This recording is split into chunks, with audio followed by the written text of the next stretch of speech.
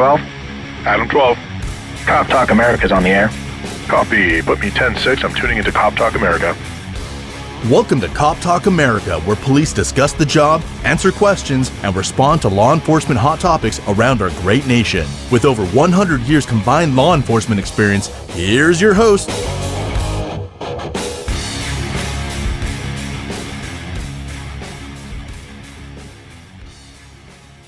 Welcome to Cop Talk America YouTube, where we're going to watch some videos and then we're going to critique them and give our opinions. Right, wrong, or indifferent, you're going to hear our opinions. That's why you're tuning in.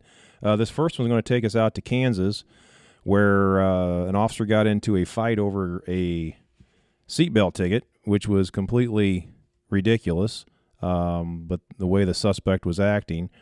The backup officer showed up to assist, and evidently she thought she had her taser out. It wasn't her taser, it was her firearm, and she shot this guy one time. Needless to say, it did end the fight. It did a hell of a lot better job than the taser would have done, but she ended up getting charged with aggravated battery. She was exonerated. She did end up resigning from the police department. So we're going to show you the video, and just keep in mind, this is the kind of crap that officers have to put up with every day. It's a simple little seatbelt ticket. And this guy, the suspect, takes it. He's the one that got himself in the jam, not the officer. If you want the officers to enforce the law, then they're going to enforce the law, and that's what happened here.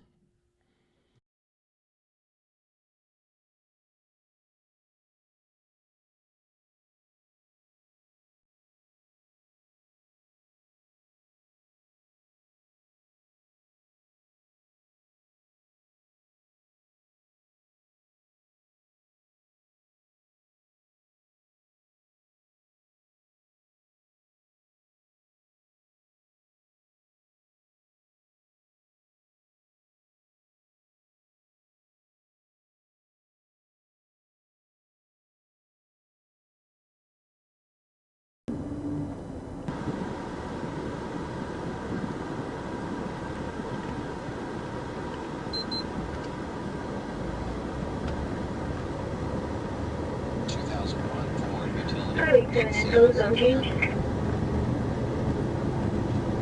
Any second. I'll be in B, Davis. 10-4.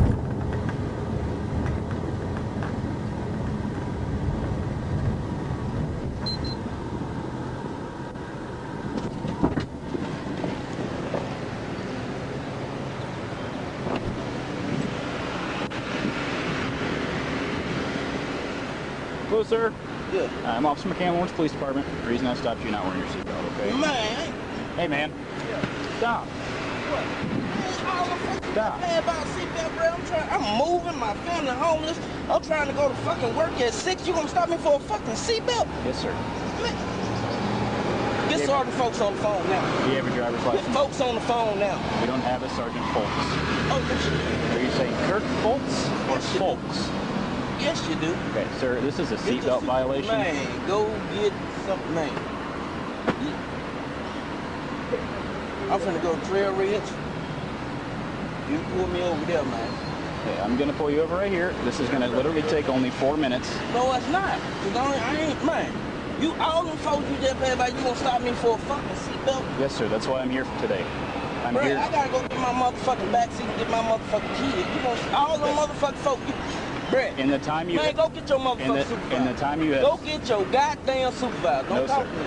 I'm not going to do that. Well then, hey, bruh, you can go on with that rookie Okay. shit, man. Here's the deal. Bye. Listen, here's the deal. What?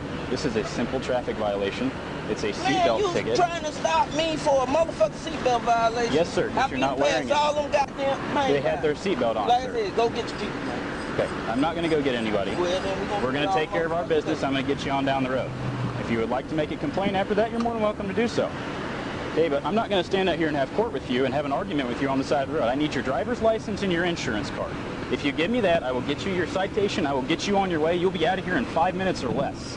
And you can go pick up your kids, and you can go move your family, and you can go do the things that you need to do. You but the longer ran around and popped on me. Yes, Man, you gonna sir. Because you didn't have your seatbelt on. No, all them white folks you passed by didn't have their motherfucking seatbelts on. Yes, they did, sir. Get the fuck out my face, man. I'm telling you, bye. I'm already hot. I'm pissed off. Been a long bad day. I don't want to make the situation any worse than it has to be. You doing that right now. No, sir, you are. Yes, you are.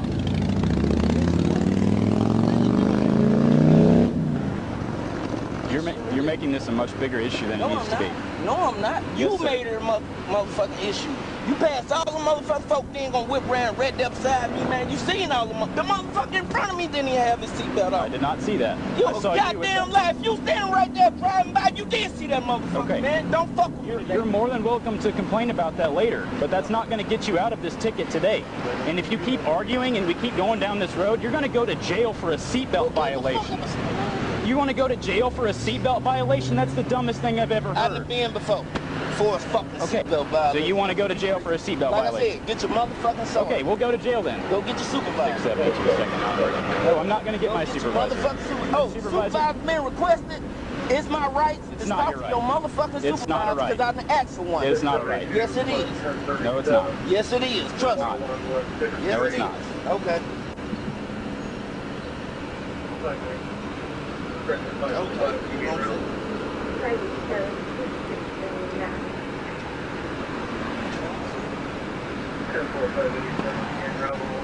This is the silliest thing I've ever had to do. It really is. It really fucking is, man. I really want you to go through the rest of your day and be able to enjoy You it. done fucked that up, man. Okay? Come on. Instead of having to go to jail. Go to work. Shit. You're not going to make it to work. You're going to go to jail. Well, shit. You're going to lose your job. Is really all this worth it? It's a ticket for Like a I said, seatbelt. I have a right to talk to your supervisor. No, you don't. Supervisor up out here. Don't You tell don't me have what. that right. That's not a You right. don't want to tell me that. That's not a right. You don't want to tell me that. That's a request you've made, and that's not going to happen right now. How come? Why? Yeah. Why not? Because we're not going to sit here and block traffic while I wait Well, for a then you- supervisor you to drive run here that shit. I'm and talk to telling you you, and the tell you the light same keeps thing. going. So They're going to what? tell you the exact same thing that I've just told you. That's you're getting a seatbelt ticket. Man, hell. You're about to go to jail for a seatbelt violation. Are you really wanting to do that? You could give me your driver's license, I could write you your ticket, and you could drive I home. haven't done nothing. You're You not just wearing your stopped the seatbelt. motherfuckers in You- front of me for a fucking seatbelt. I don't care about them right now. I Well, care then, about I you. don't- I can't stop every car Let on me the tell road. you something. You didn't stop them for a fucking seatbelt, but you're gonna turn around behind me and try to pop me for a fucking seatbelt? Sir, I can only stop Man, one all the car at a motherfuckers time. you were looking at coming down the motherfucking line right there, I was man. not. Get on with that shit. Okay. You You fucking just- my day up. That's Okay. what you doing. He's going to jail. How you doing? Okay. No, I'm not. You are. Don't touch my vehicle. No, I have a right to touch my motherfucking I vehicle. need you to step out. Step out. Give me your hands. Step out. Hey, don't make this. Don't make I this. told you, don't talk to me. I want to talk to your motherfucker. Get out of the car. Get out of the car. I'm gonna knock you in your mother. Get out of the car. I'm not getting out this car. Get out of the car. I'm not. Get out of the Please car. stop, man. Sir? You're messing up my kid's stuff. Please. 672 starts more units. No. No. Listen. You came up here and you ain't even listening. This man done rode by every motherfucking body without a seatbelt. And then gonna just pull up behind me. I need you to step out of the No, car. I'm not. He wanted to do this shit. I asked him for a supervisor out here. He telling me I don't have a right to do that. You don't? Yes, I do. No, you don't. Okay. Okay. Okay, we're gonna see after all these motherfucking people. You let all these motherfuckers.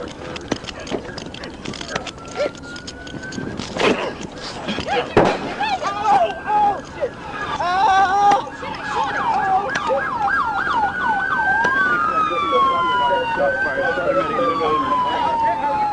Anybody else in the car? No. Check the car.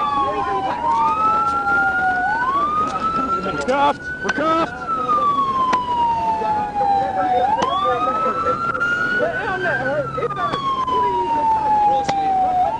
We need to get patted down for weapons. Hey, we got medics. We got medics coming for you. We have medics coming for you. Well, 100% justified in tasing this guy. I can't really say I would have shot him at this point, but since that was accidental and not intentional, we're going to have to excuse that, and evidently the courts have too, although she did get put through a lot of crap beforehand, ended up resigning from her job.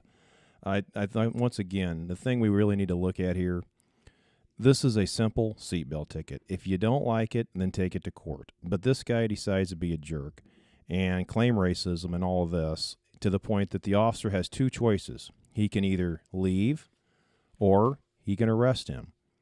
that's his only choices. He has no other option. So if society wants police officers to enforce the law, in this case, he's going to have to arrest him. He goes to arrest him, and as you can tell, this guy is putting up one hell of a fight. The officer gets body slammed. He gets punched. And, it was a free-for-all. And this officer would have been 100% justified in using force if he had a nightstick. This dude in the car, for lack of a better term, he was in definitely putting himself in a position for an ass-kicking. And that's on him. And that's unfortunately what a lot of these guys have to put up with. And that's what makes you think, am I going to really stop this car? It's a seatbelt violation. I don't get paid for how many tickets I write. I could pull over here in this parking lot and let this guy go by, and none of this would ever happen. And that's exactly what's going on in this country today, is more and more officers are not enforcing the law. They're not making these traffic stops. They're not doing this stuff because of the fear that something stupid like this could happen. You get some jerk off like this that wants to fight you, and you defend yourself. You use force. You end up hitting him with your nightstick or tasing him. Like I say, this was a unique situation because he got a gun and a taser mixed up. And you end up on the wrong end of the stick because now you're a racist, and now you're being looked at, and you're being scrutinized, and nobody seems to have your back. And that's why these guys are just sitting in parking lots. And I can't say that I have not done that myself in the last few years, and you can't blame them for it. It's definitely a training issue. As a former taser instructor, that's always been one of the biggest concerns, and we really stressed making sure you have the right weapon, and everybody knows the stress levels in the heat of battle, and the stress is put on these officers, and that mistakes do happen, and this is exactly what happened, is a mistake. But I'm not in her shoes, and I don't know what decision-making she was doing at the time. We're going to have a debate or whether or not it was justified to use deadly force in this situation or not. It was pretty darn close as far as I'm concerned is about the possibility of using deadly force. You have an officer in an entanglement with this guy. They're out in the roadway. The way I looked at it, I didn't know what he had a hold of when they're tussling around in a circle like that. Did he have the officer's gun at that point in time?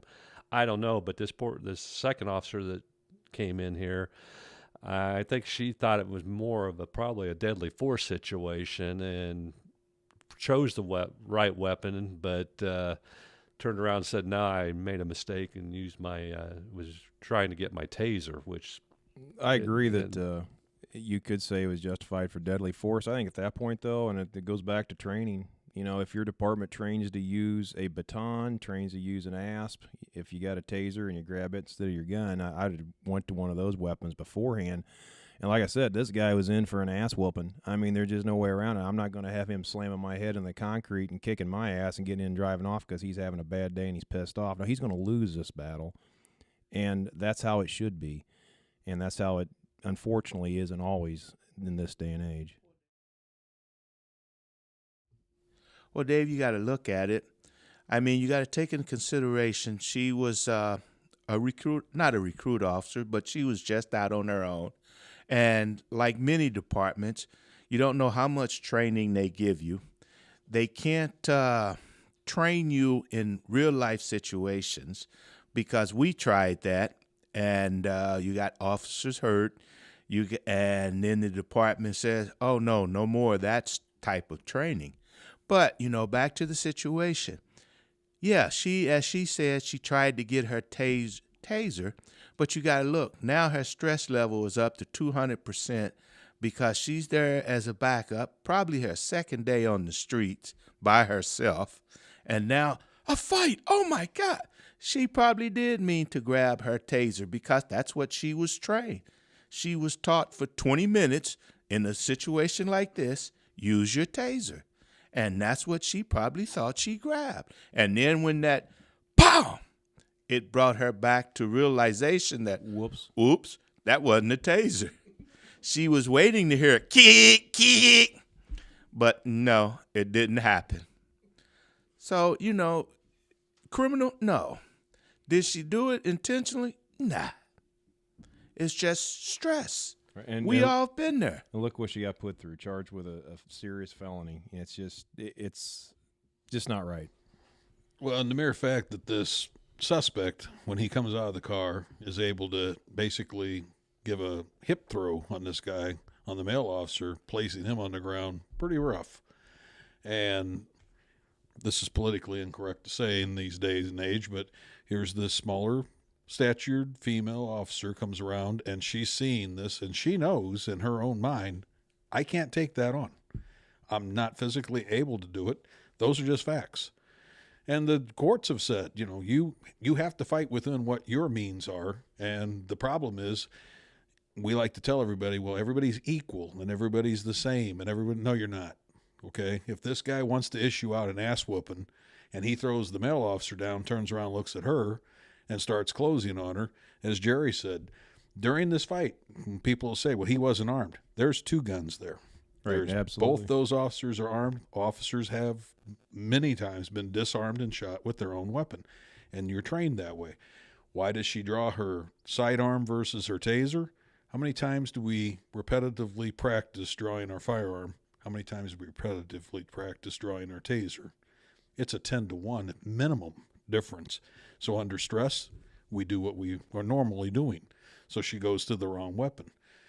And again, this, as Jerry said, this is a training issue, and if she just was to practice that movement more often, but while you're doing that, you have to learn how to be politically correct with when you're handling domestic disputes. And, we spend these people to all this training on the things that don't get us sued. And then we have something like this happen where the officer does something like this, and I guarantee you she was trying to do the right thing, and instead it came out the wrong way. And the department should look at that and say, where did we fail? How do we make this better? How do we make it where our officer will know this is what I draw? From our own experiences, we know of an officer who had a live handgun in one hand and a taser in her other. And I'm like, that is a definite disaster waiting to happen. Okay. And when brought in to talk about it with the administration, their comment was, we're going to give these officers commendations. I said, you mean suspensions? They said, commendations. And I'm like, no, they're doing this wrong, not right. Okay. We need to be able to do real training, and we need to be able to do things in order to get it through to them. We're not trying to pick on you, but we're trying to save you. I know in setting up training before, the man sitting at the end of the table had his ribs broken while role-playing as a bad guy. And the other man on the other side of the table, well, they couldn't break his ribs, but he was attempting to hurt as many officers as he could while he was putting them through training. We don't do those things anymore because you're going to have somebody hurt, and they're going to go to the doctor, and that's part of the job. That really is. And we need to go back to, can you fight? You're a peace officer. You must be able to keep the peace. And it's very hard to raise the level of stress in a lot of these events in training scenarios. Yep. It's one of we've come a long way in my career with my department, trying to get to that level of stress to put these officers as much stress as possible. Just think about all these other departments across the United States that don't have the funding, don't have the training scenarios and the ability to train to that type of level. Like I said, it's very difficult when we basically had, everything we asked for with our department. So it's a hard thing to create that type of stress level in that scenario to that level. The positive thing out of this is that you had 2 officers go home that night, because I don't think this was going to end up very well for those officers. Like I said, the officer made a mistake, and I don't know if it was necessarily that bad of a mistake, because I think she did the right thing and stopped the threat that was being inflicting on the officer. There's a comment in this article that related to this from the suspect's attorney, and Miss Lewis, or Lewis's attorney, Miss Downing, said in a statement, during the officer's attempt to arrest Lewis for a seatbelt violation, in quotes, the officer initiated physical contact and escalated the situation that could have been easily de-escalated by a number of interventions. I'd like to know what those were. Yeah. we had this discussion earlier in our side tables. After the incident, there are serious concerns about training officers and receiving ongoing certification required to ensure that all officers is faced with the situation where force is used, that they use the level of force reasonably necessary for the given circumstances. Well, I'd like to get some follow-up from Miss Downing on what else could the officer have done to de-escalate that situation? Stayed the in the original parking lot. officer. Stayed in the the parking original lot. officer. He went through so much crap. And this is a common thing, folks, listening to us and seeing this. This happens hundreds of times a day across this country with officers just out there trying to do their job, protect public safety, and protect citizens. I mean, seatbelts do save lives. We just had a discussion at the beginning of the show where we honored officers that have fallen and died in the line of duty. 2 of those were Illinois State Troopers that were hit by motor vehicles while doing car stops, and we have a Scott law here.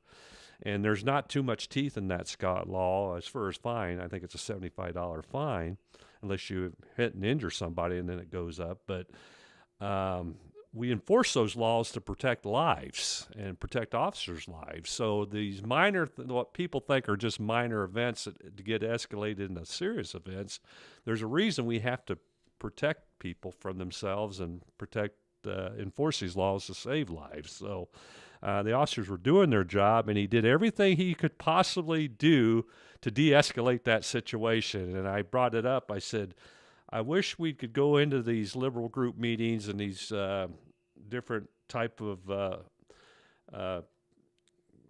conventions and organizations that people badmouth the police and want to talk about all the police issues out there, and that we need more training and de-escalation. I would like to show these videos and say exactly what do we do, what point do we have to put an end to this? You know, that's the question I'd like to hear from people that say we need to de-escalate more often. So, well, and that comes with the assumption of the officer's doing his job, and it would be he doesn't have the option to decide this isn't worth it. I'm just going to go back to my car and we'll just start over. It's just a seatbelt ticket. Just let him go.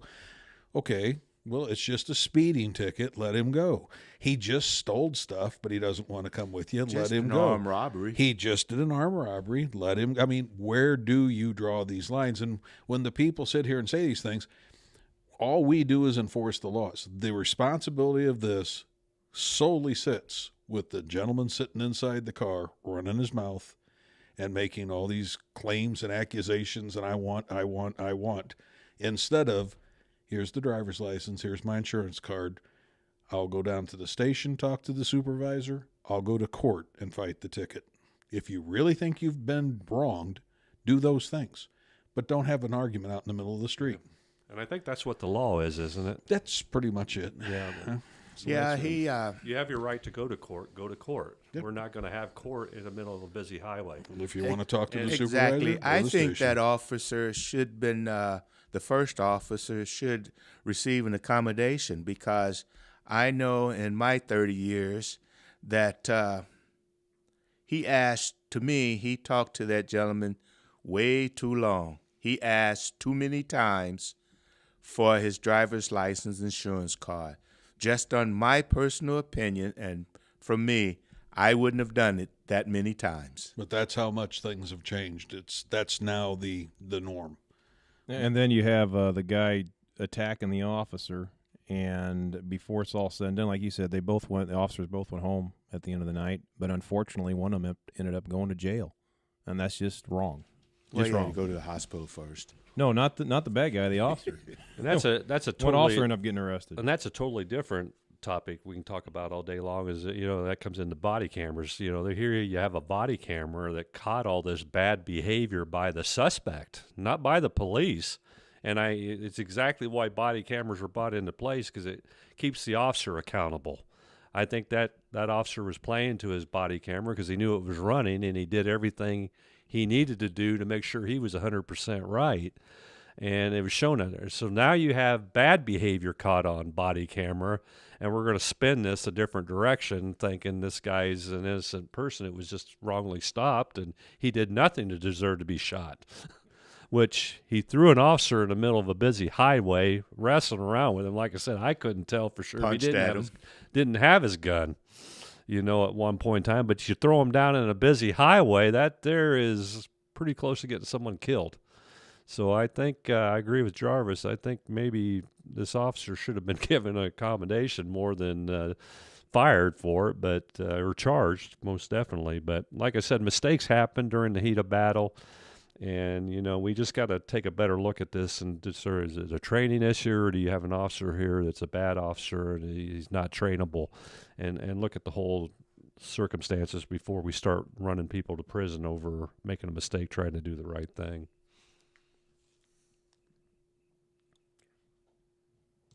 That concludes this video. We're going to take a look at another one and be right with you. Welcome again to Cop Talk America YouTube. We're going to watch a video from LAPD where we're going to see how de-escalation and less than lethal doesn't work out so well all the time. And unfortunately, we had an innocent civilian killed as a result. So take a look at this and we're going to talk about it.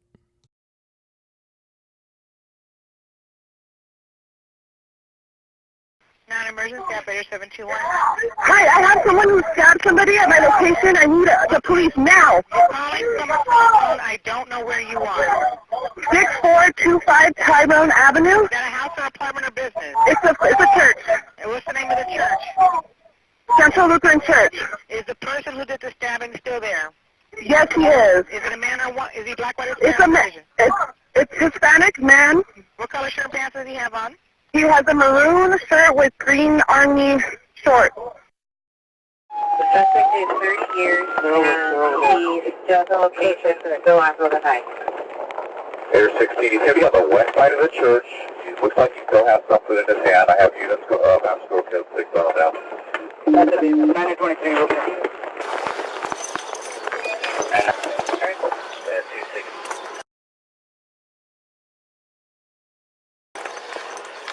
Hey! Drop it! Drop it! Drop the knife! Drop the knife! Drop the knife! Drop the knife! Stay cover, keep cover. Drop the knife! Hey, put the knife down! Turn around, put the knife down! Put the knife down! Drop the knife! Put it down! 923, let me get a backup. Drop the knife! Drop the knife! Drop it! Put it down! Move up, move up. Drop the knife! Drop the knife!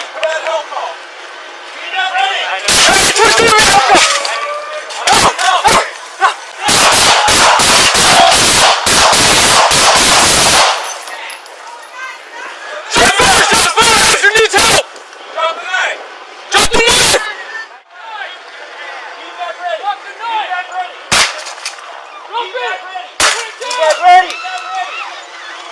Move up, move up. Drop the knife! Drop the knife! Put out a help call.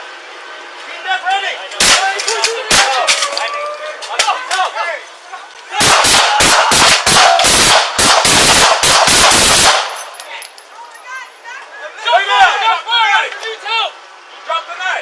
Drop the knife!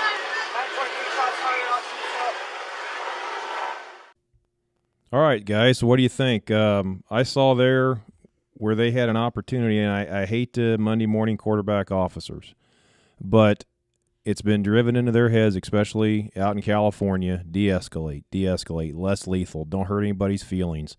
And you got this guy that clearly wasn't following orders. You tried beanbags, you tried less lethal, and nothing worked. You have a elderly lady that was appeared to be in a walker standing right there by this kook with this knife. It's time to kill him. It's that simple. They waited, and unfortunately he took her as a hostage. They opened fire, and they hit her. He was also cutting her throat. They hit her and him, and they both ended up dying. It was a horrible tragedy all the way around. But I can't help but to think if this might have been 20 years ago, that would have probably never happened. The only death you had would have been the jackass with the knife. Jeff, you got anything to add? Well, it's important to note, as soon as the officers were showing up on scene, you had this guy standing there, and there's a crowd of people around him. Well, using our priorities of life, we already know this man's way too close to a whole bunch of people who can't defend themselves. So it's imperative for us to interpose ourselves between those folks and him. There's a woman who stays there against the wall the whole time. Why she does it, I have no idea, but she's in the way of a deadly threat from the very beginning of this thing. The officers, and this is because we don't train well enough to work in groups, but you have enough officers there that if one person had taken charge and said, we're moving forward, you two come this way, two guys try to flank him, we're going to set up an L-shaped ambush, you can't, as the bad guy, use watching straight at him and then somebody gets off to his flank so you can sit here and take that shot. When you see that you're trying to use the beanbags and he's using the chair to block him, well, a less lethal round can also be used as a lethal round if you just aim it at his head. You've got these long guns, close your distance, have a cover guy or two with you, and then aim at the head and shoot him right in the head with the beanbag before he makes that move to go to him. And unfortunately, we're second-guessing because it's quite possible the officers on the scene didn't even notice her. They're focused on him. And you get that tunnel vision, and it all goes away. All you see is him. And when he grabbed her, this is where it comes down to you need to go to the range a lot and know what you can do and what you can't do. And if you can't make that headshot, you don't pull the trigger. If you can make the headshot, then you try to pull the trigger. The firing was too fast for that type of situation. This is very much a slow, methodical, keep talking to him as you're adding the pressure and let the gun go off and take his head. Well, Jeff, that's like what you said and what we said earlier. That situation comes down to training now. Someone needed to take charge and kind of supervise what was going to be going on there. Because I could tell you, I think some of the firing from the handguns were because the first officer that took the shot, I think the other two that fired went after they heard a shot going off. Now, somebody had said, hey, I got a headshot here. I'm going to take it. You know, let them know what's going on so the other guys would know that, hey, he's finna shoot him. And again, if you do the L shape, then if he turns towards the guy who's talking, then the other guy says, I've got it now. And perhaps it gets into his head that this is what's going to happen. But the bottom line is it's a very fluid situation. It's very, very quick. And as we talked in this scenario prior, or the film prior to this one, it's scenario-based training. It's developing that stress, the ability to make rapid decisions in quarters of a second. It's what this is problem solving. We are not great at problem solving under a lot of stress, and that's all a shooting is. A highly stressful situation that you have to make a decision and know what you can do and can't do. Yeah, I think the key you hit on earlier, and I recall this training, our department was pretty good about it, where there was a difference between a guy waving a knife around, standing there by himself, or had a gun in his waistband and not drawing it, and then change the scenario. He's going now running into an office building, and he turns, and we were trained to shoot him. You know, it's that simple. You cannot let these people who's armed with something that's not following police orders, you can't dilly-dally around with them and let them get around civilians like this, because this is what you end up with. But you made a good point. Tunnel vision could have easily set in. These guys might even, she was standing still with a walker in front of them. They might not even really realize she was there. Very possible. And like I said, I don't want to, unless I've been in that officer's shoes, I don't want to jump all over him. So like I say, we're just looking at a video, and I don't want to say that we're second guessing them, but back early on in my career, I learned a lesson right off the get-go about drawing that line in the sand, and then we started training a lot more of it. That you got to look at the information you got going there. Those guys had a lot of information going in there that line in the sand was drawn before they got there, because he already did a stabbing. just like an active shooter going into a building or whatever. I don't care if he shoots one or just fires a gun off. He walks into a target-rich environment. That line in the sand has been drawn. We're going to deadly force. I don't think there's too much chance here to de-escalate a situation like that. But going in there, they had that information that he'd already stabbed somebody, and when they pulled up there was a target-rich environment right off the get-go. I think they ran from the police more than they were running from him, but he may have been just one of their local crazies, and they all were used to him. I don't know, but I think that line in the sand was already there, and I think they should have attacked the situation a little bit more than what they did. Because you had a couple other victims that were in line right there and going after him and separating him from the other citizens that were in the area, and putting them down a little bit quicker should have probably been done instead of waiting for the beanbag to arrive. And it was good operation. It's very quick to get less lethal on site. I give them credit there. You can tell they had trained for that. But I think that line in the sand had been crossed before they got there, and when they did get there, I think they should have been more aggressive and attacked the situation. And de-escalation's another one of these catchphrases that's getting used, unfortunately started by politicians again, and then chiefs of police and other people pick up on it because we seem to always want to somehow look like we're doing everything possible to go along with these people who are telling us how to do our job. It'd be like us walking into Ford and telling them how to build a car. Okay, I haven't got a Somebody clue. needs to do that. So you need to have the ability to sit here and say, again, it's not de-escalation, it's problem solving. Here's the problem. You know what you got to do. And as Jerry said, there is a line. We know this is what you got to do. But we're blurring that line now with these newer kids because all they ever hear is, well, and I hear this when I talk to them at the range all the time. I don't think the department has my back. I don't trust these guys to do this. And that's a shame. When guys are sitting here trying to make that type of critical decision in a very critical incident, and the things that they're thinking about has nothing to do with what's going on in front of them, what will happen after this. You don't have time to worry about that. Do your job and do the right thing for the right reason. Let the chips fall where they're going to fall. You're absolutely right. Good, George. Well, see, and that's where I think, again, we're not trying to second guess anything that they did when I said it was just part of training, because as you all know, when we train, that's one of the things that we stress to them. You don't worry about what's going to happen later. This is what you have to do right now. You take care of the situation right now, because if you don't take care of it, it may take care of you or somebody else. And that's part of training. We used to look for people who were decisive, people who were assertive, aggressive, and they would make a decision and they knew what they were going to do. They knew what they're capable of doing. We don't look for those people anymore. We look for people now that you have people skills. You have the ability to go into a group. And I'm not saying you have to be this warrior that walks around all charged up and, flexing your muscles and all that stuff all the time. Anybody who's ever been in a shooting doesn't want to be in another one. But you also can't be afraid of the fact that it could happen to you again as soon as you walk out the door tonight to go to work. It is the nature of the beast. Well, verbal skills are one of the most important things that are in our toolbox in law enforcement, and having good verbal skills and being able to de-escalate, that should all be part of the package. But that package has got to be a lot bigger than just that. Yep. And I disagree with one thing you said, Jeff, about that politicians created this de-escalation.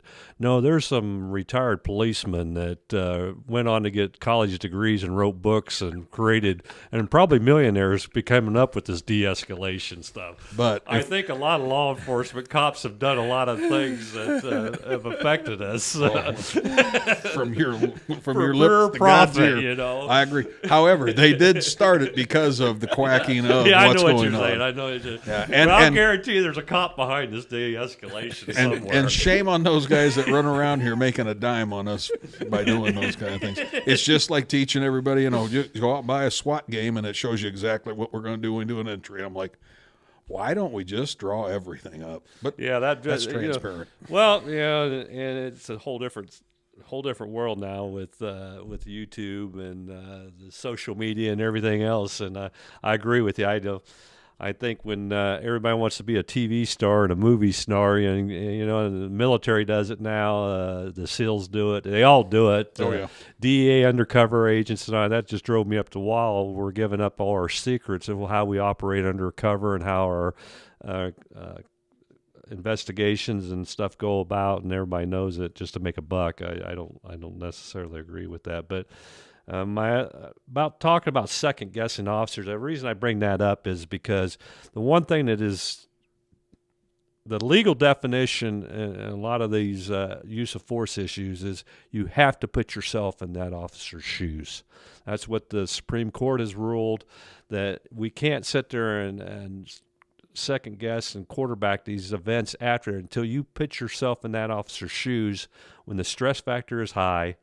You're trying to make a split-second decisions, trying to put that specific shot, a headshot in there and all that. And so you got to put yourself in that officer's shoes. So, and that's what the legal definition is. So when everybody's out there bad-mouthing these cops for what they're doing, and we have to operate under the law too, and that's what the law says we have to do. You have to put yourself in those officers' shoes, but they got to know what their capabilities are, and they got to know what they're training for these type of events, and bad things happen under stressful events. It's just the nature of a stressful event. So wouldn't it be nice to be able to show that video and turn it off right before the rounds start going off and ask people, what are you going to do?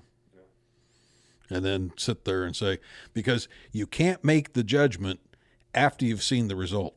You have to make the judgment before that, because that's what we're asking these officers to do. We don't get to sit there and watch, oh, you didn't make the touchdown, let's review the play and see what happened.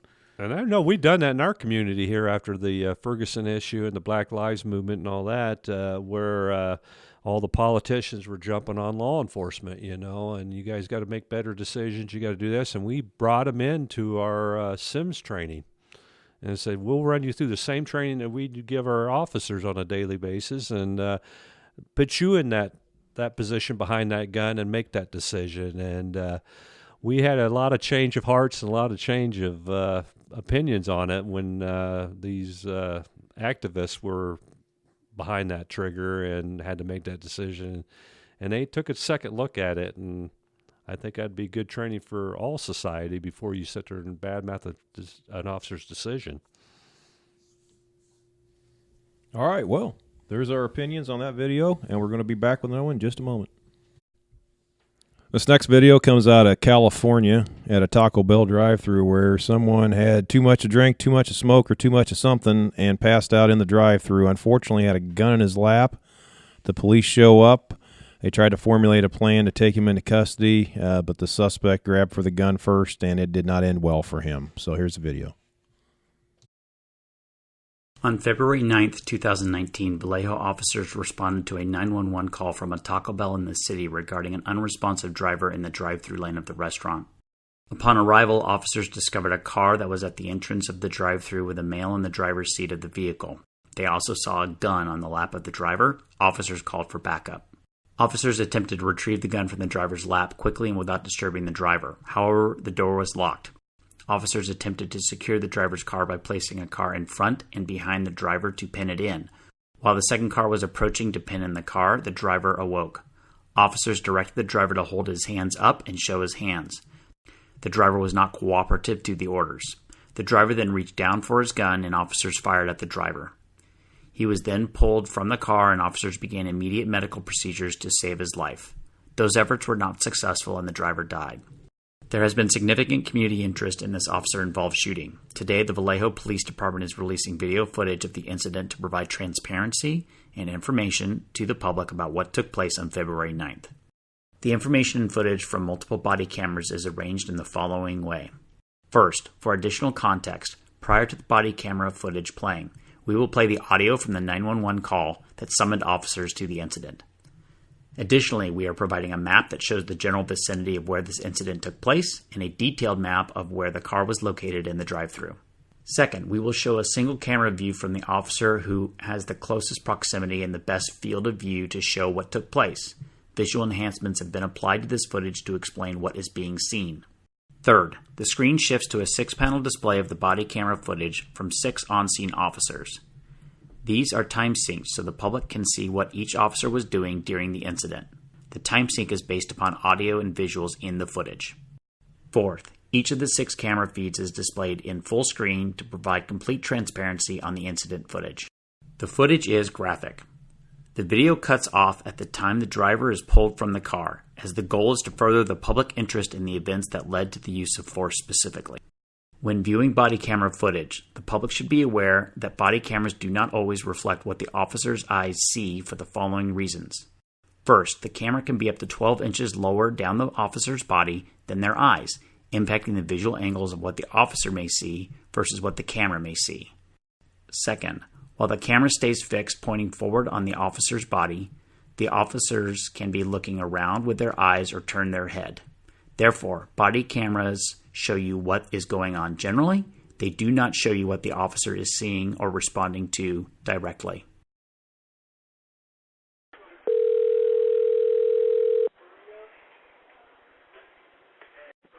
One emergency. Hi, I work at the Taco Bell on Admiral Callahan. Yeah, I have a person unresponsive to car horn honks in my drive-thru. Okay, what kind of car is it? It's a Mercedes-Benz silver. What color? Okay. Can you see a license plate? Honestly, we're not allowed to go out there. I didn't know if you could see from the window. That's why I asked. Oh, yeah, no, it has a license plate, but I can't make out what it is. Okay. Yeah, he's unresponsive. I've already had, people try to knock on the window. Okay. I have no idea what's going on. All right, may I ask your name? My name is... We'll get somebody out there for you. Okay, thank you. Can I get your telephone number? Yeah, it's the Taco Bell phone number, sorry. Sorry, I don't... 707-648-2402? Yes, that's it, yep. Perfect. We'll get somebody out there. Okay, thank you. Thank you. Bye-bye.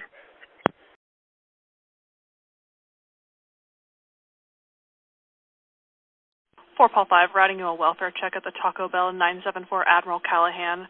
Would be a silver Mercedes, unknown license plate with a driver slumped over at the wheel. Need a unit to clear and cover. 5 Paul 5, I'm 1025 on cover. 4 Paul 6, I'll divert and cover real quick. 4 Paul 6, I copy. 4 Paul 6, code 33, driver's got a gun in his left. Copy, code 33, Admiral Callahan, Taco Bell. For David 3, be en route. Gun. Call it out. What? There's a gun in his lap.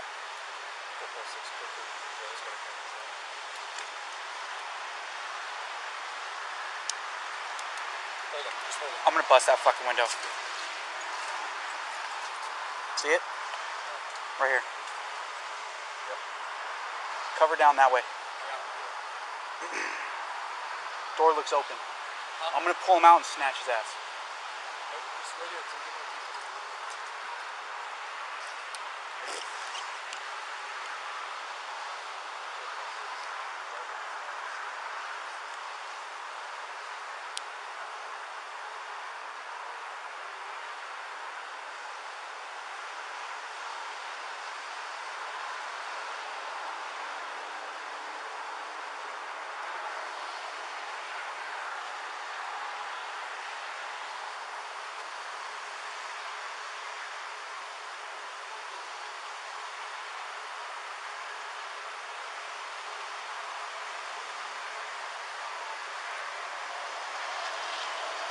Do me a favor, come around my back, make sure there's nobody in the back seat. It looks unlocked.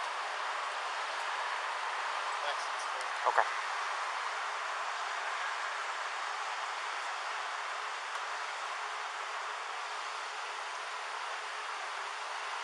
The magazine's out, so if he shoots, he's only got one shot.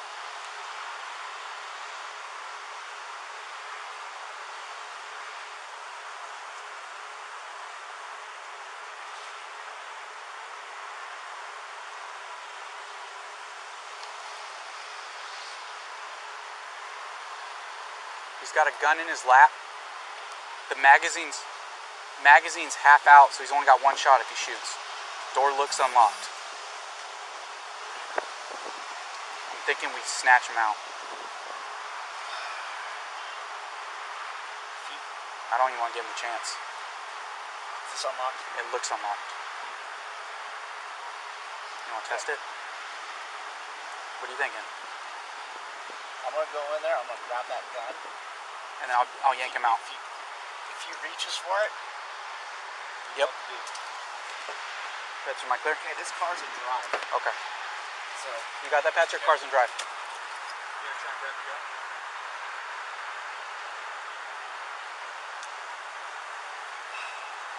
This is fucked.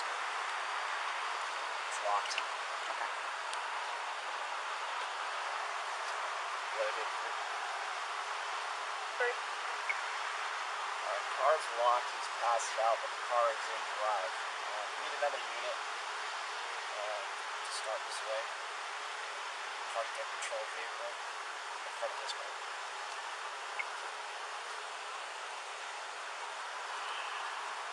Go back, man. All four. Okay. I'm gonna have one of them go the back way. Yeah, come the back way.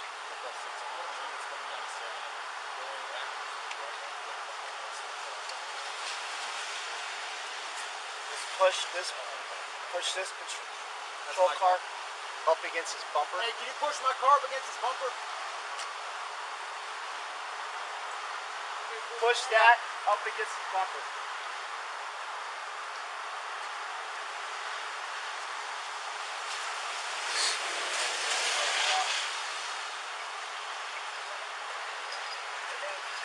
He's still in drive. Okay. I think Leonard's pulling his car around. Watch your foot, dude.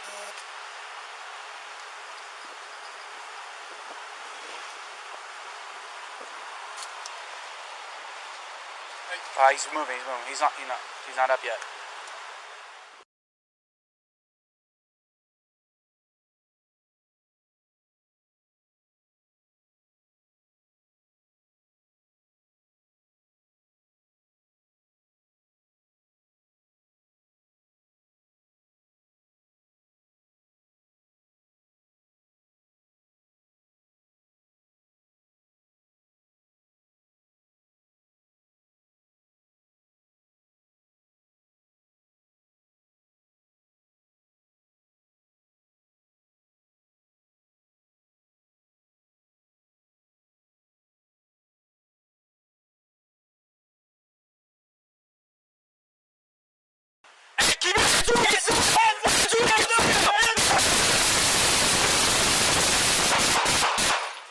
Ceasefire! Ceasefire! Vallejo. Go and get medical stage. Let me see your hands! Let me see your hands! Let me see your hands! Let me see your hands! Put your hands up! Show me your hands! Crossfire! Crossfire! Crossfire! Start crossfire medic. Officers are okay. Get medical stage. Let's get some cover, Mark. Hands! Is everybody good? Hands! Show me your hands! Anyone hit? We're good. I'm good. Still moving. All officers are okay. He's moving. He's non-responsive. Show me your hands! Put your hands up! Hands! Everybody be very careful if you shoot again. There's a lot of us here.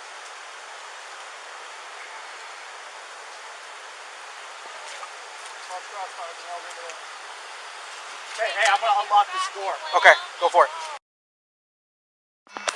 Gun. Call it out. What? There's a gun in his lap.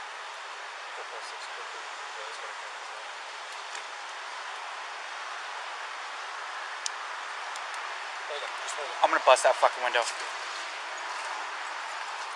See it? Right here. Cover down that way. Door looks open.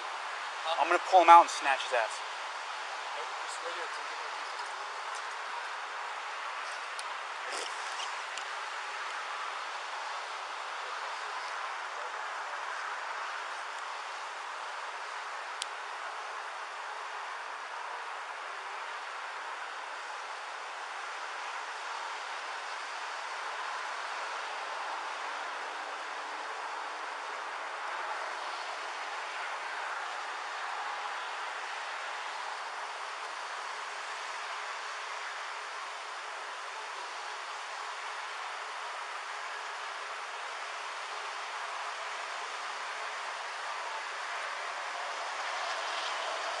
Do me a favor. Come around my back. Make sure there's nobody in the back seat. It looks unlocked. Okay.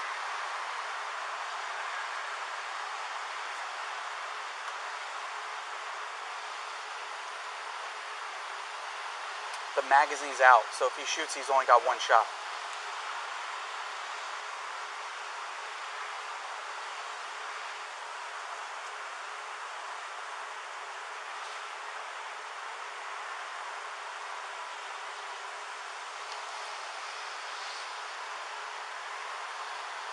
He's got a gun in his lap.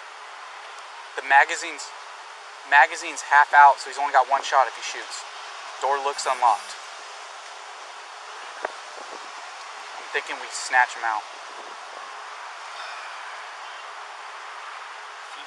I don't even want to give him a chance. Is this unlocked? It looks unlocked. You want to test it? What are you thinking? I'm going to go in there, I'm going to grab that gun. And then I'll yank him out. If he reaches for it. Yep. That's your mic clear? Okay, this car's in drive. Okay. So. You got that, Pat? Your car's in drive. You gonna try and grab the gun?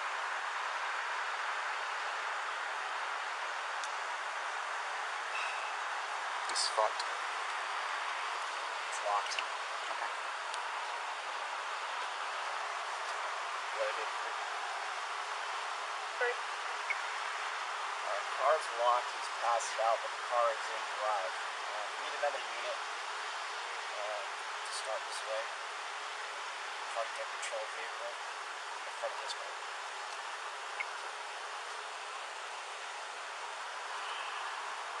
Go back, man. All four. Ooh.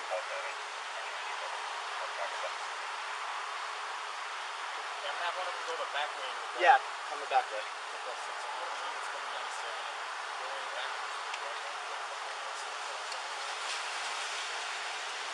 Just push this patrol car up against his bumper. Hey, can you push my car up against his bumper? Push that up against his bumper.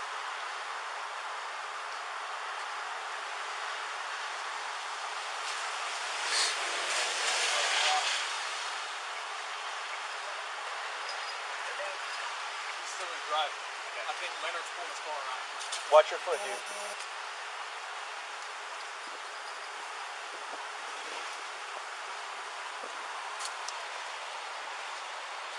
He's moving. He's not up yet.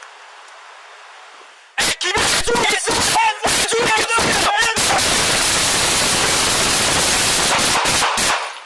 Cease fire! Cease fire! Vallejo. Let me see your hands! Let me see your hands! Let me see your hands! Let me see your hands! Put your hands up! Show me your hands! Crossfire! Crossfire!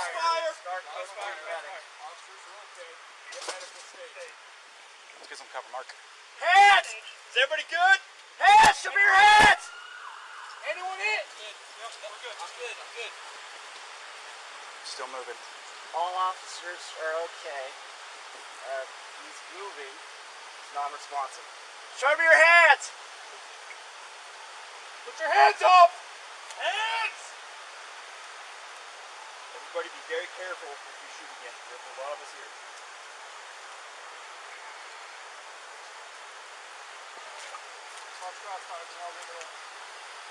Okay, hey, I'm gonna unlock this door. Okay, go for it. No. Right here. Yep.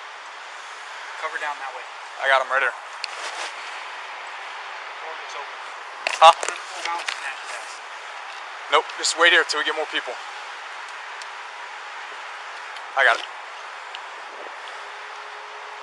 4 Pulse 6. Driver is still unconscious. Has a gun on his lap. We're gonna try and wake him up.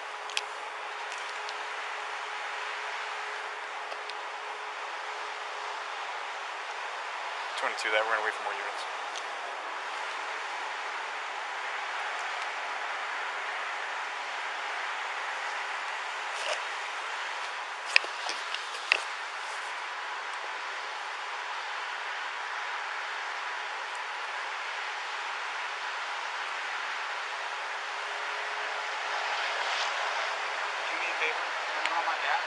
sure it's only the back seat. Is it unlocked? It looks like it. Back seat's clear.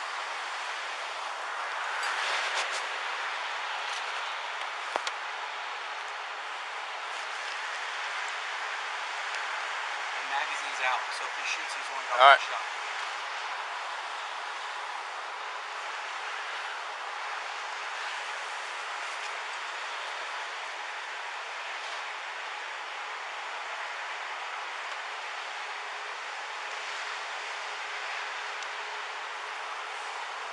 He's got a gun in his lap. The magazine's half out, so he's only got one shot to shoot. Where looks him off.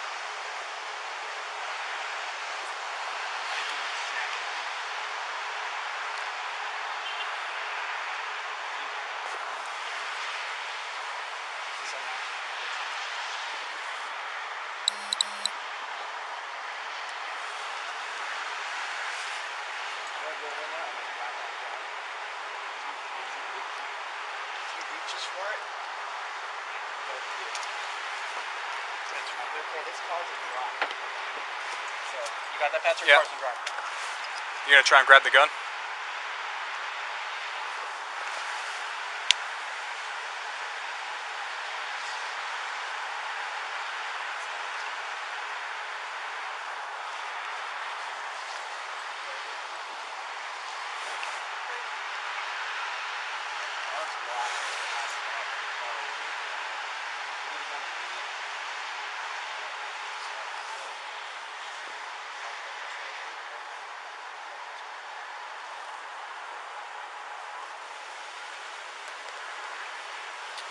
Get back.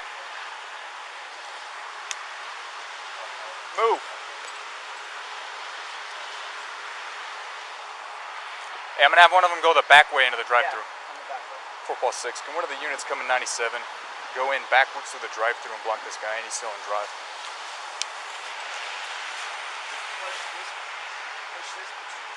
That's my car. Hey, can you push my car up against his bumper? Yeah.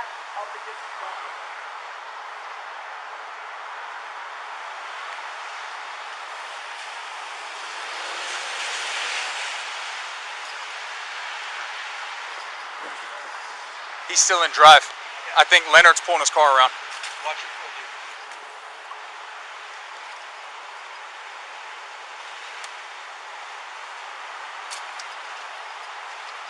Hey.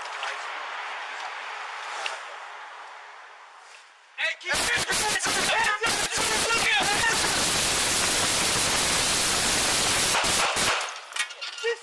4-6, shots fired. Officers are okay. Go ahead and get medical staged. We're gonna get this guy into custody. Let me see your hands! Let me see your hands! Put your hands up! Put your hands up! Show me your hands! 4-6, shots fired. Officers are okay. Get medical staged. Hands! Is everybody good? Hands! Anyone hit? Anyone hit? Yep, we're good. I'm good. I'm good. All officers are okay. Really not responsible. Show me your hands! Put your hands up! Hands! Everybody be very careful if you shoot again. There's a lot of us here.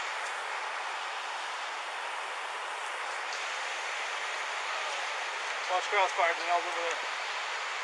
Hey, I'm gonna unlock this door. All right. Hey.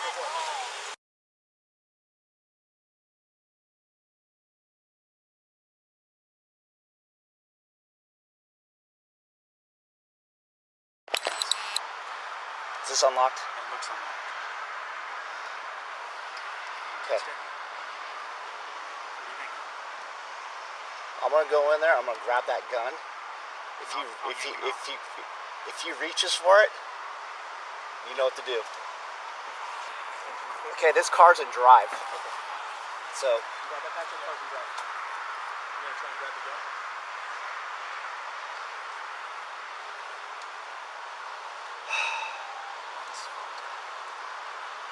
It's locked.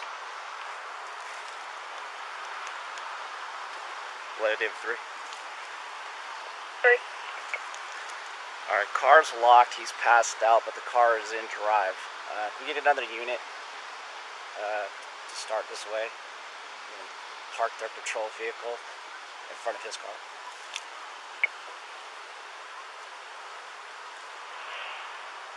Go back, man. Copy. Paul 4 and Paul 7 are 97 at Taco Bell. I'm gonna have one of them go the back way. Yeah, come the back way.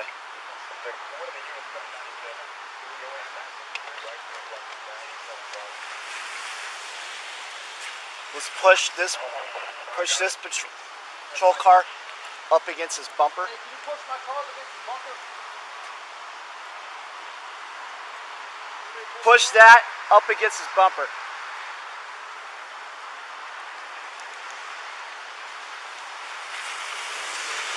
Sam Ford, en route. He's still in drive. I think Leonard's pulling his car around. Watch your foot, dude.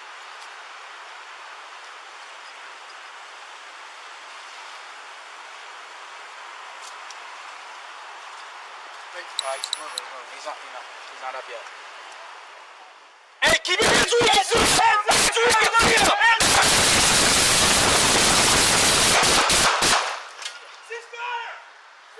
Vallejo, David 3, shots fired, shots fired. Start code 3 medic.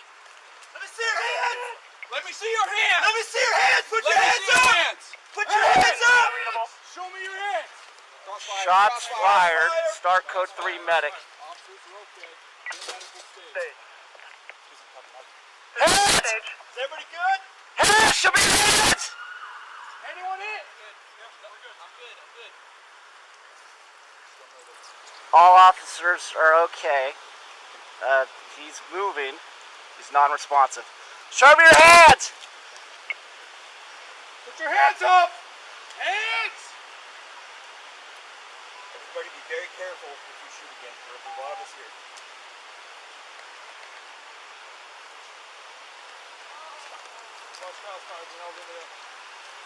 Okay, hey, I'm gonna unlock this door. Okay, go for it.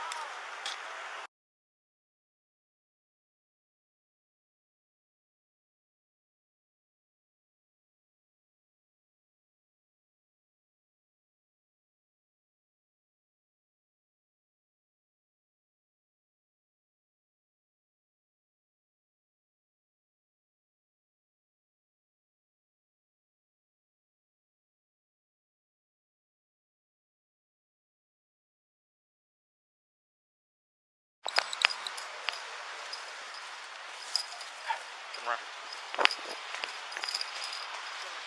I got you.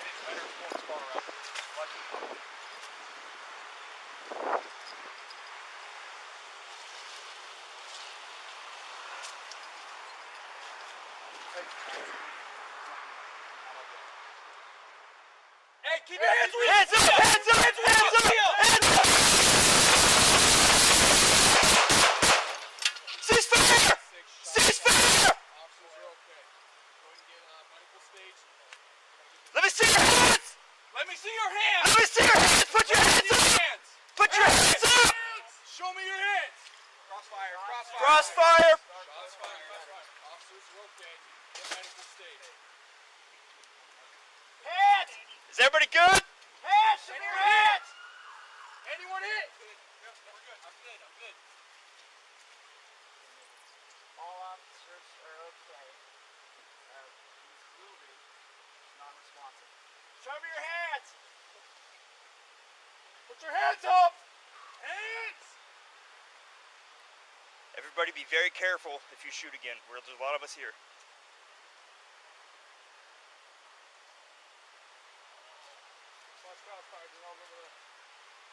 Okay, hey, I'm gonna unlock this door. Okay, go for it.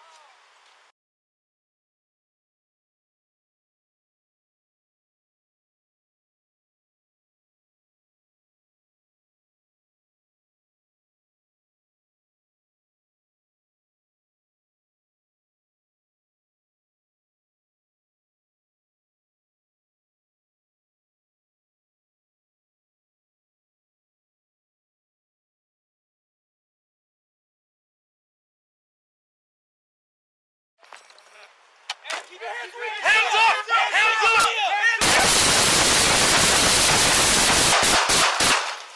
Ceasefire! Ceasefire! Let me see your hands! Let me see your hands! Let me see your hands! Put your hands up! Put your hands up! Hands! Show me your hands! Crossfire! Hey, crossfire! Crossfire! Crossfire! Shit. You good? Yep. You good? Yep. Anyone in? We're good. Yep, no, we're good. I'm good. I'm good.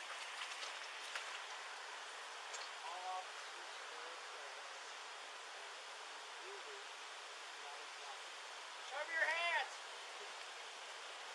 Put your hands up. Hands! Everybody be very careful.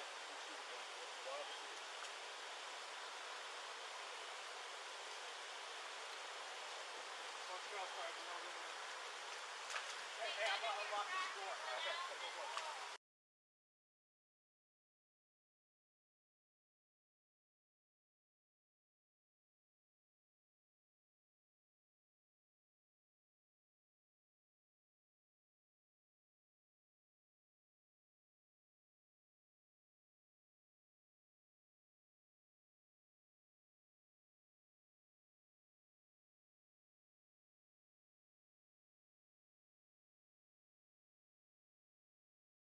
Go inside.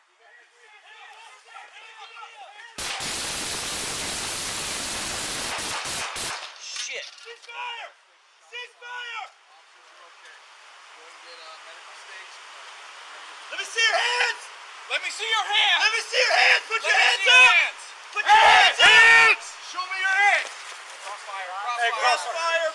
Crossfire! Crossfire! Shit.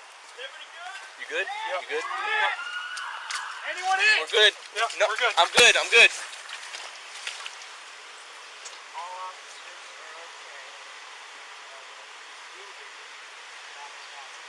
Show me your hands. Put your hands up. Hands! Everybody be very careful.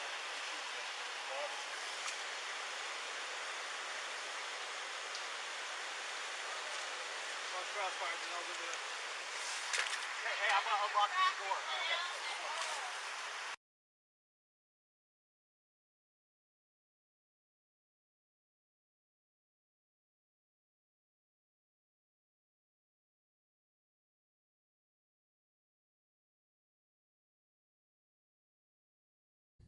Well, we saw the video. Kind of speaks for itself. This guy clearly was armed with a gun. The gun was on the video, and unfortunately grabbed for it. He might have been drunk. He might have been high, but you still don't go grab him for a gun. A high guy, if someone's high, someone's drunk, they can kill you just as easy as anyone else. And the officers responded to that. And what do you think about it, Jarvis? Well, you know, it's kind of hard to say exactly what he was, except for passed out. And tired. Yeah, you know, they're trying to do the best they can to keep this situation under control. They talked and discussed a few different times of what should they do. And I think they spent maybe a little too much time discussing it when something should have been done, but that's just my opinion. I'm not trying to second guess anyone. One wanted to take the window out, which I think that's what they should have done, was taking the window out. But, you know, it's hard to say because we don't know what the subject state of mind was or his physical condition. There's some reason you're driving around with a gun in your lap at the Taco Bell drive-thru. I can't imagine why he would need that unless you had some bad ideas on your mind. It's California. That's a valid point. And once again, we talked about self-responsibility and driving around with a firearm on your lap through a drive-thru under the influence of something. That wasn't a good decision whatsoever, and he paid a price for it. But back to the officers and you know what they did. They did take up a good tactical position. They came up with some plans. And once again, you had a line there that you probably had to establish. I think they got the cars there in a pretty timely fashion to get it blocked in there. You got people in that Taco Bell, employees for sure. So there is innocent citizens in the area. So if he takes that vehicle and drives it through the side of Taco Bell or does something with the wheel, you got a weapon there. It was definitely a bad situation they were brought into, but once again, it comes back to self-responsibility.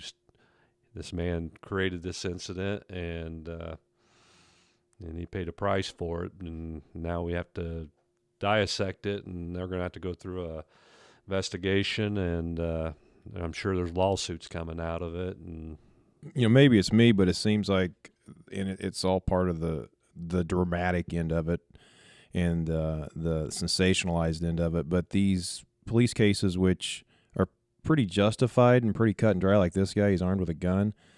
But when there's a whole lot of shots fired by the police, it seems to get a lot more attention. And people just don't stop for a second, think.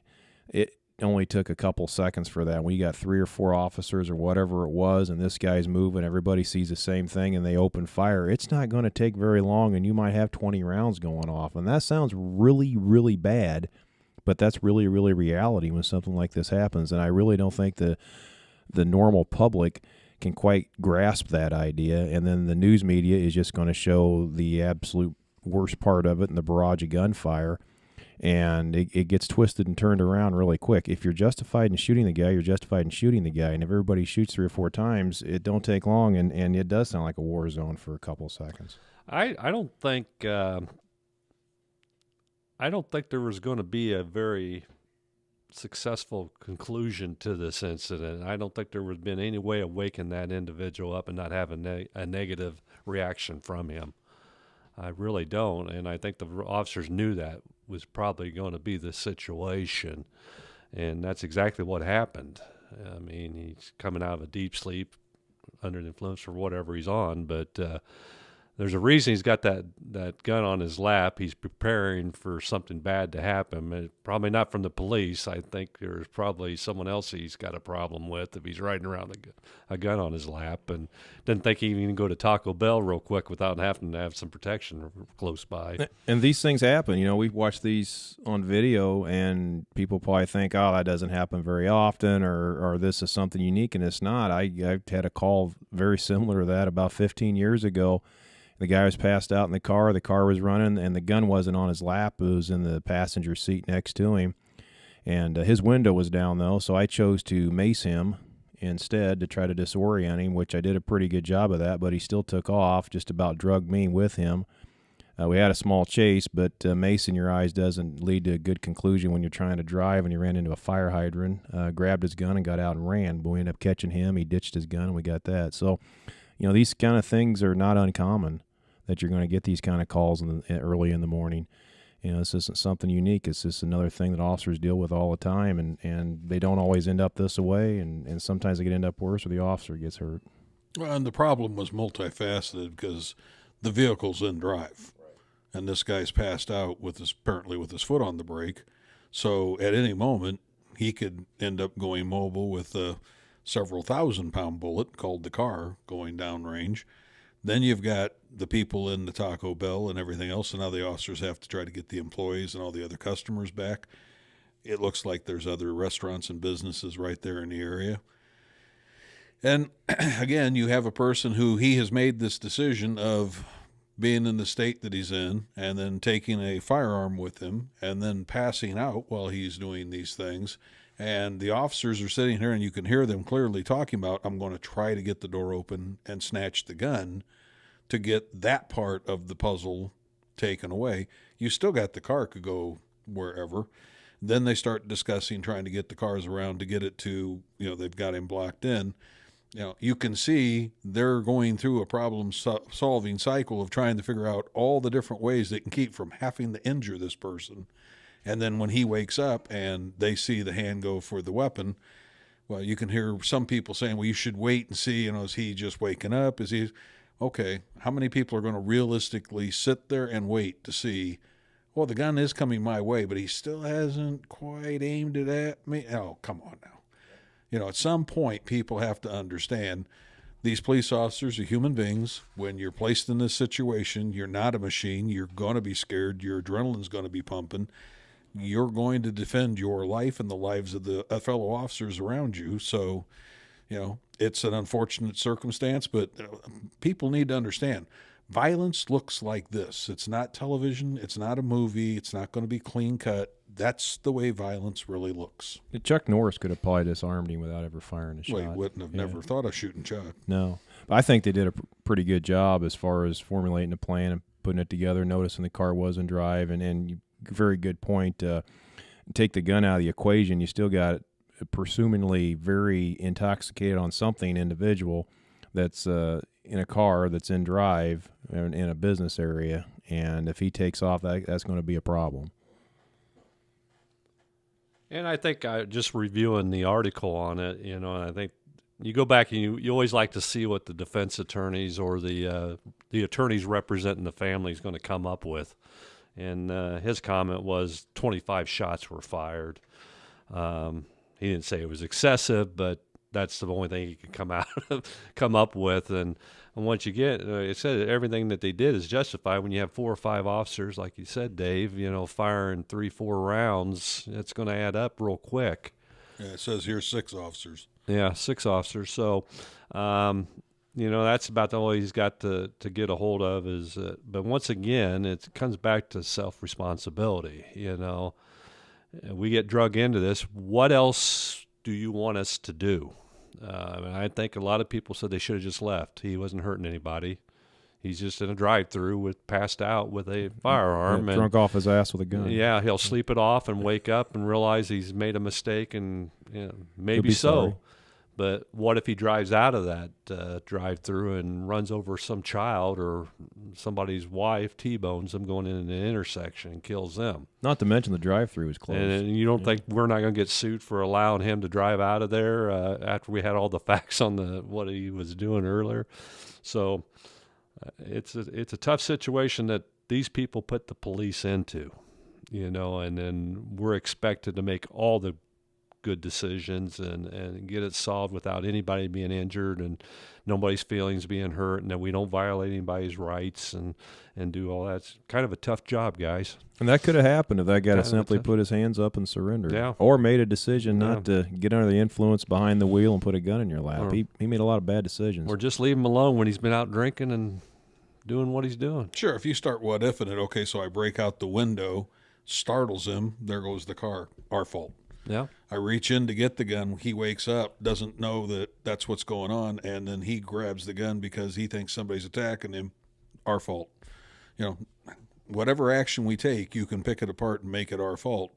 The bottom line is, how about you don't go to Taco Bell inebriated and go to sleep with your foot on the brake and have a gun?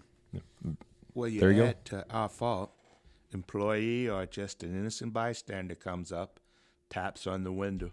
He grabs the gun and pop. Now, again, because we left, again, that's our fault again. And that one's really going to come back and bite us.